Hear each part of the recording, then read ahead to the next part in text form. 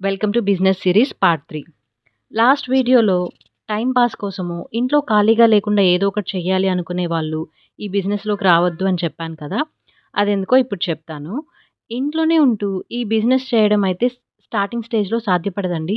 ఖచ్చితంగా మెటీరియల్ కోసమో, కొరియర్ కోసమో ఏదో ఒక దాని కోసం బయటకి వెళ్లి తిరగాల్సిన పనైతే డెఫినిట్‌గా పడుతుంది. అండ్ టైమ్ పాస్ చేయడానికైతే కాదండి ఈ బిజినెస్. ఎందుకంటే ఇది 95% హ్యాండ్‌మేడ్. అంటే మీరు ఏదైనా ప్రొడక్ట్ చేయాలి అంటే 100% మీ ఎఫర్ట్స్‌ని, మీ టాలెంట్‌ని పెట్టాలి. మీ ఎఫర్ట్‌కి తగినంత అమౌంట్ అయితే స్టార్టింగ్ స్టేజ్‌లో రాదు. ఈ బిజినెస్ స్టార్ట్ చేసిన తర్వాత minimum 4 months to 8 months time అయితే గ్రో అవ్వడానికి టైం పడుతుంది. సో, అలాంటప్పుడు టైమ్ పాస్ కోసమైతే ఇది నిజంగా కష్టమవుతుంది.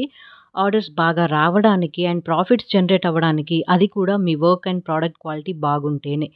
అన్నీ బాగున్నా రీచ్ అవ్వడానికి చాలా టైం తీసుకుంటుంది. సో, ఫైనాన్షియల్‌గా ఫ్యామిలీకి సపోర్ట్ చేయాలి అనుకునే వాళ్ళు ఈ బిజినెస్ స్టార్ట్ చేసే ముందు ఈ పాయింట్ గురించి ఆలోచించండి. ఎందుకంటే హ్యాండ్‌మేడ్ ప్రొడక్ట్స్‌కి డిమాండ్‌తో పాటు సప్లై కూడా ఎక్కువగానే ఉంది.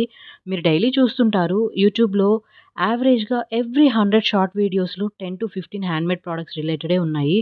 సో, ఒకటికి 10 సార్లు కాదు ఈ బిజినెస్‌లోకి రావాలి అనుకునే ముందు ఒకటికి 1000 సార్లు ఆలోచించండి. And stay tuned for next video.